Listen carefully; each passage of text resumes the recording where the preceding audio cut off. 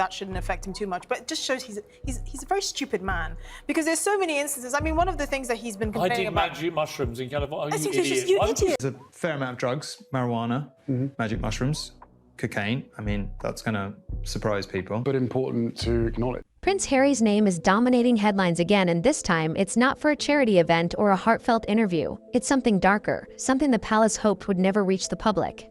Whispers are coming out of Montecito. Whispers so explosive they've shattered the carefully crafted illusion of royal recovery and peace. According to multiple insiders and emerging reports, Prince Harry was found unresponsive inside his California mansion. Not from illness, not from exhaustion, but allegedly from substance use severe, enough to warrant an emergency dash to the hospital. Now pause for a second. Let that sink in. And before we go any further, make sure you hit that subscribe button. What we're about to uncover will leave you speechless. And you don't want to miss a single piece of this unraveling royal scandal, because while Harry was fighting for his life behind those multi-million-dollar gates, Meghan Markle, the woman who once declared herself his protector, wasn't by his side. No. She was allegedly sipping cocktails and laughing it up at an exclusive private club, surrounded by friends, not a care in the world. The contrast couldn't be starker, and the palace silence couldn't be louder. But let's rewind, because this wasn't just a dramatic one-off. Sources close to the royal protection team claim that it was.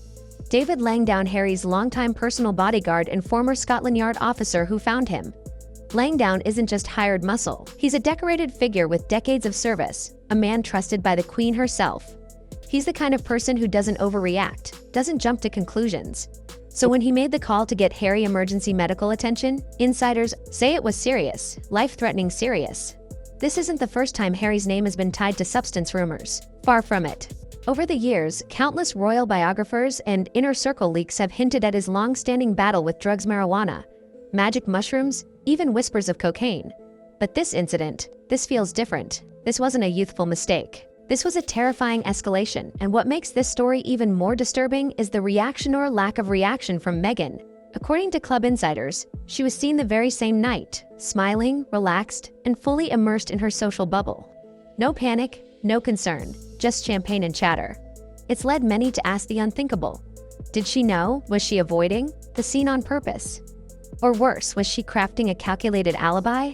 And that's when things start to get truly messy. You see, this isn't just a Meghan problem. This is a pattern, one that's been slowly unraveling for decades. Let's go back to the early 2000s. That's when whispers first began to circulate about Harry's experimentation with marijuana and alcohol. What started as teenage rebellion quickly escalated, according to insiders, into blackouts, dangerous binges, and full-blown panic behind palace walls. There's even a widely known but rarely discussed story. When Harry got caught partying too hard, rather than punishing him or seeking real help, Prince Charles reportedly built him a private nightclub inside the family estate at a literal club inside a royal residence just to try to contain the chaos. The solution wasn't treatment, it was concealment. And what's worse, this enabling behavior extended far beyond Highgrove's walls. In 2007, resurfaced reports revealed an incident that medical experts still find disturbing. Harry was allegedly caught snorting vodka, not drinking, it's snorting it. A method so dangerous that it bypasses the liver and sends alcohol straight to the brain, risking immediate death. And yet the media barely covered it. Why? Because shortly after, the very outlet that published the story News of the World was shut down in a completely unrelated scandal. Convenient. Or strategic. Fast forward to today, and the narrative feels all too familiar. Meghan's name is once again being whispered, but this time not as a bystander. According to sources, she hasn't just ignored Harry's struggles, she's allegedly weaponized them. Some insiders claim she uses his dependency to control him, to isolate him, to keep him compliant while she manages their image and storyline. It sounds far-fetched until you hear about her first wedding before she was a duchess. Meghan was an actress, a Hollywood hopeful with a taste for the glamorous and the edgy. Guests at her first wedding in Jamaica still remember the party favors and... No. We're not talking about candles or thank you cards, we're talking about pre-rolled joints, allegedly hand-prepared by Meghan herself. Some guests were so unaware, they carried those bags across borders, risking arrest without even knowing it. Now imagine that level of disregard being carried into a royal household. But the story doesn't stop with Meghan, because Doria, Meghan's mother, isn't entirely in the clear either. Whispers from the California elite claim Doria has long-standing ties to circles the royal family would rather not acknowledge. Allegedly, she still moves within networks that can get things done, whatever those things may be. Whether or not these claims are true, one thing is certain. The Markle women are no strangers to the shadows. And when you add it all together, Harry's long-documented addiction battles, Meghan's alleged manipulation, and Doria's rumored connections, it begins to paint a chilling picture. A picture of a man trapped, a man spiraling, a man surrounded by people who either benefit from his collapse or refuse to intervene. And the most damning part? The people who should be protecting him, the palace, the media, even some family members, have done little more than slap on a smiling photo op and pretend everything's fine, but the truth always leaks. And in this case, it's pouring out faster than the firm can contain. Because what's happening now isn't just a PR nightmare, it's a royal emergency in slow motion. And while the official palace response remains cold and calculated silence, the internal reaction has been anything but. According to several credible sources close to the inner circle, King Charles was notified immediately after Harry was rushed to the hospital. Not through a press alert, not through public channels, but directly by phone, in the dead of night. And what followed wasn't a royal rescue, it was damage control. The entire communications team reportedly went into overdrive, not to help Harry, but to suppress the story. Calls were made to major outlets, threats were allegedly issued, and, as always, a flood of positive PR was released just days later. Photos of Harry at past charity events, military throwbacks, anything to paint over the cracks. But this time, the cracks are turning into craters because something has changed inside the royal institution. Insiders claim that for the first time, Meghan Markle is being openly discussed within the firm, not as an inconvenience, but as a liability. Not just for her behavior, but for her influence, her alleged role in isolating Harry, her rumored history with substances, and most disturbingly, her absence the night Harry nearly died. The word floating through the palace? Alibi. That's not a word you use lightly in royal circles. It's a word that implies planning, intent. It implies that Meghan didn't flee in fear or shock, but with strategy. That she knew how it would look, and deliberately chose to be photographed elsewhere, seen smiling, surrounded by people.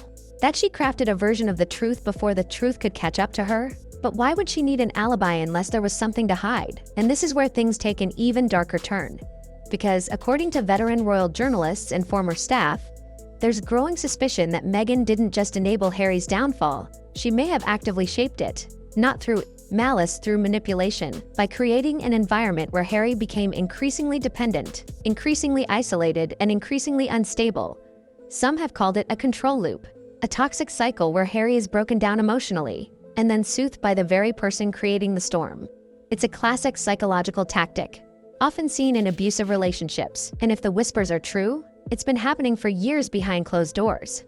Far from the cameras, while the world watched their fairy tale unfold. And here's where it gets truly damning, because several former palace aides have reportedly come forward with private journals, messages, even voicemails documenting Harry's deteriorating state. From violent outbursts and drug-fueled rants to panic attacks and sudden disappearances, the evidence isn't just anecdotal, it's documented, hidden, buried by royal protocol and media silence. One such incident involved Harry allegedly storming out of a family gathering after being told he couldn't bring Meghan. He reportedly disappeared for nearly 48 hours. When he returned, he was erratic, emotional, and incoherent, according to one staffer's private notes. The whole thing was covered up with a quick photo op and a glowing charity headline, but the cracks were already there. Another alarming incident took place during Meghan's pregnancy with Archie. A nurse at a private clinic allegedly raised red flags after Harry showed up looking disoriented, sweating, and anxious. When questioned, he brushed it off as stress, but staff reportedly suspected otherwise. They documented the visit. That documentation, according to sources, is now being reviewed by lawyers. And speaking of lawyers, yes, the legal teams are already involved. According to insiders, this isn't just a family matter anymore. The firm has activated its top crisis. Lawyers not to sue the press, but to prepare. For what, exactly? No one knows. But some believe a divorce is no longer off the table. Others suspect something even more dangerous, a public unraveling.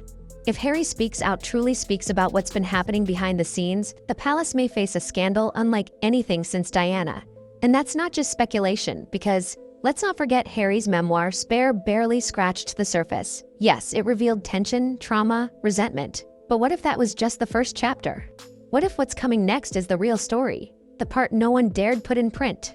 The part that could topple more than just reputations? It could fracture the very foundation of the monarchy's modern image. And let's be clear, this isn't just about Meghan anymore. This is about everyone who looked the other way, about the PR machines, the palace officials, the inner circle loyalists who knew Harry was spiraling and did nothing. Or worse, who covered it up to protect their own interests. These are the same people who built a narrative around Harry as the lost prince, the misunderstood rebel, but in truth, he was a man in crisis, screaming for help behind palace walls, and no one listened until now because, thanks to one man, David laying down this story is finally coming to light. The bodyguard who's been with Harry since the early 2000s, the man who was there through the Vegas scandals, the Afghanistan tours, the royal breakups and reconciliations, the one person who's never left Harry's side, even as everyone else backed away. He's the reason Harry is alive today, and perhaps the reason the truth is finally surfacing.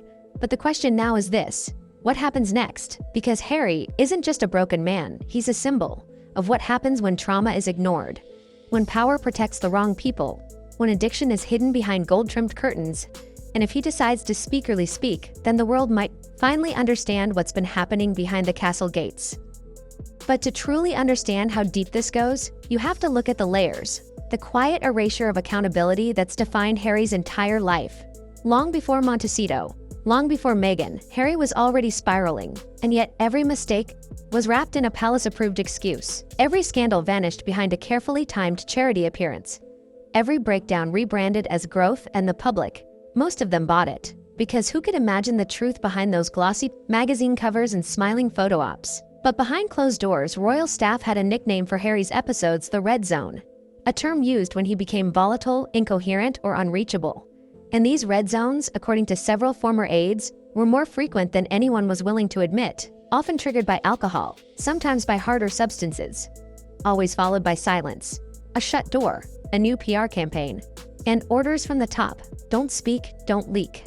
There was even an incident in 2015, buried so deeply most tabloids never got close to it. Harry reportedly locked himself in a private room during a royal trip abroad. He didn't attend meetings, missed entire events. When staff finally entered, he was reportedly passed out next to an empty bottle and a half-crushed pill packet. The official story: exhaustion. But that's how it's always been. When you're born into royalty, your downfall becomes a branding challenge, not a cry for help. And Harry has paid that price every step of the way. Now though, the branding machine is breaking down, because this time, no PR spin is strong enough to rewrite the image of a prince unconscious in his mansion while his wife allegedly laughed with friends a few miles away. This time, even insiders are rattled. And not just because of optics, but because they're scared. Scared that Harry might finally say something they can't control. Scared that Meghan might too if it serves her. Because if their marriage really is fracturing behind the scenes, as many believe, then all bets are off. Allegiances shift fast when the truth threatens reputations, and Meghan knows how to work the media. She's done it for years. The palace may fear Harry's story, but they dread Meghan's strategy, and that's why the pressure is mounting not just on the couple, but on their entire circle. Take Doria, for example. Meghan's mother has always kept a low profile, soft-spoken, polite, almost invisible, but insiders now claim that invisibility may be calculated. According to one anonymous source familiar with the situation, Doria allegedly acted as a quiet fixer in multiple scenarios involving Harry's emotional or physical breakdowns. Not just the supportive mother-in-law, but a manager, someone who kept Harry dependent and Meghan in control. Now, whether those claims are true or not remains to be seen. But the fact they're even circulating at this level inside palace briefings no less says everything about how dire this situation has become. This isn't just tabloid gossip anymore, it's strategic concern. The firm is known for two things: keeping the family united on paper, and keeping scandals out of the spotlight. But what happens when a scandal becomes too big to hide? We may be about to find out, because this situation isn't going away. In fact, it's expanding. More sources are speaking out. More past incidents are being re-examined. Private messages are being reviewed, and lawyers, they're preparing not for a single case but for multiple. One royal source said it plainly: if Harry talks, the entire house of cards comes down. And that might be why Charles, William, and top royal advisors are now reportedly weighing drastic options. Options that were once off-limits. Options like permanently severing Harry's royal titles. Like issuing public statements to protect the monarchy's image, even if it means sacrificing one of their own. In short, damage containment at any cost. And don't be fooled, this is bigger than just Harry and Meghan. This is about legacy. about the future of the crown. If the public begins to believe the palace knowingly let a prince deteriorate under their watch because of optics, because of tradition, because of fear it will destroy everything the modern monarchy has tried to build, that's the risk. And that's the reckoning that now looms. Because Harry isn't just fighting personal demons. He's become the embodiment of a royal failure 1 decade in the making. A failure to protect, a failure to heal, a failure to face reality. And while Meghan may be taking most of the heat right now, yes, her alleged actions are infuriating. It's the larger system that allowed this tragedy to grow unchecked. From Buckingham to Montecito, from silent aides to scandal-proof PR firms, the blood is on many hands. And what's worse, this might only be the beginning, because the whispers are turning into leaks, and the leaks are turning into stories. And sooner or later, someone will say the one thing no one has dared admit publicly. That maybe, just maybe, Harry never left the palace. He escaped one gilded cage only to enter another one built on image, isolation, and emotional control. And now, the walls are collapsing. So where does this leave Prince Harry? In a hospital bed, reportedly recovering, surrounded not by family, but silence. And while Meghan's camp remains tight-lipped, her absence has already reshaped public opinion. She wasn't there. And now, people are asking why did the palace won't speak. Meghan won't comment, but the internet is roaring and behind closed doors. The firm is bracing for the storm because if Harry talks, if even a fraction of what's being whispered becomes public, it won't just be a scandal, it'll be a reckoning. The kind that shatters the image of royalty once and for all, and maybe that's what it takes. Maybe Harry's collapse is the mirror no one wanted to face. A reflection of pain dressed up as protocol, of trauma hidden under tradition, of a prince lost, not in rebellion but in neglect. So now, the world waits. Will Harry stay silent? Will Meghan try to rewrite the story? Or has the truth already slipped through the cracks? Either way, this chapter isn't closing quietly. It's blowing wide open and the damage may be irreversible. And if you want to follow every shocking development as it unfolds, now's the time to subscribe, because this story, it's far from over.